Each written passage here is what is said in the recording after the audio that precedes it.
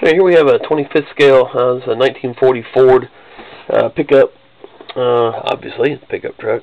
Pretty obvious by looking at it. This is a Ertl brand pickup. Again, 25th scale. You wanted the little placards removed on the side, so I took those off. I'll put those in a little baggie. Got those sealed up there. I'll send them back when I send the truck. You didn't want them on there. They can go back on.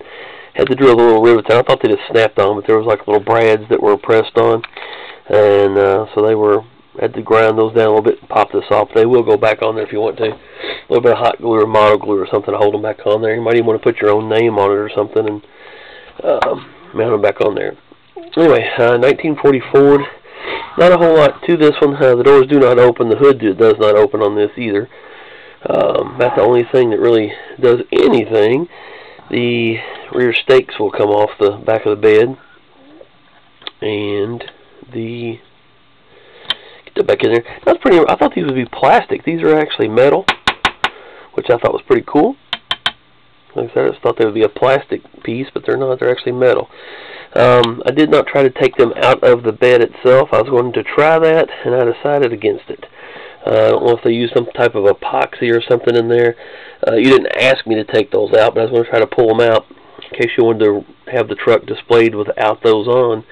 And like I said, I didn't want to mess anything up, so I just left it alone. There must be some sort of epoxy or something. Now also, of course, I can't work these things with my fingers here, because my fingers just won't work them. But there are, you can see little chains here on these tailgates. And these will slide out, and the tailgate will raise and lower. I put these back in there. As you can see, there's a little hook on this. It probably have to be straightened out just a little bit. Like I said, I didn't want to leave them hanging down. They were hanging down in the box, and they snagged. I had to put the chain back together. So I put them back in there so they would stay. If you want to take this off, or we can take them off and on, all you'll need to do is just bend this just a little bit, and this hook will slide back out. And like I said, it will allow the tailgate to raise and lower. Alright, you wanted the lights done on this. Just basic lighting. No police truck this time. Just headlights and taillights. And be careful when you get this. I know you're probably not going to be playing with it because you appreciate these models. I know with seeing and talking to you over the last few weeks, or a couple months actually. These taillights, the way they're mounted on here, they're just little stems that stick out.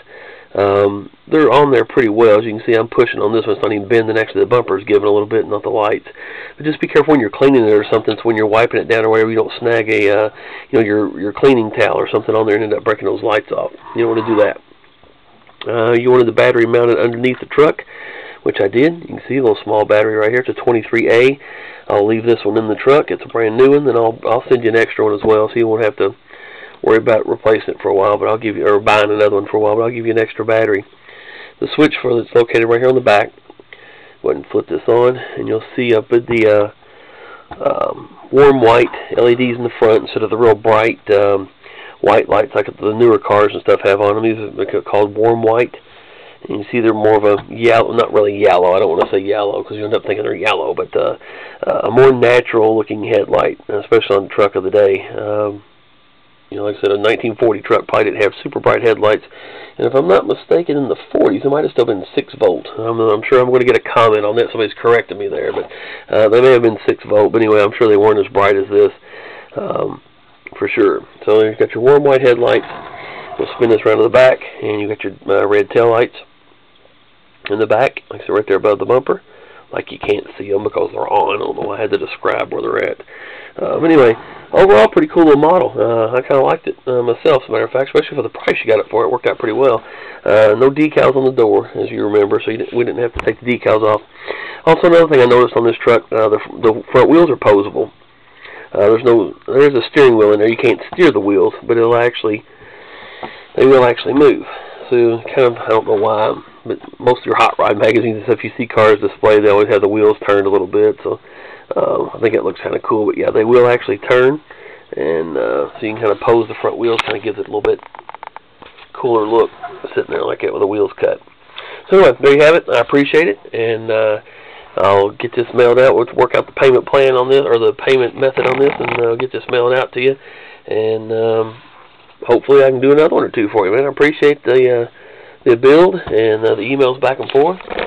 And like I said, thanks again, man. I appreciate it.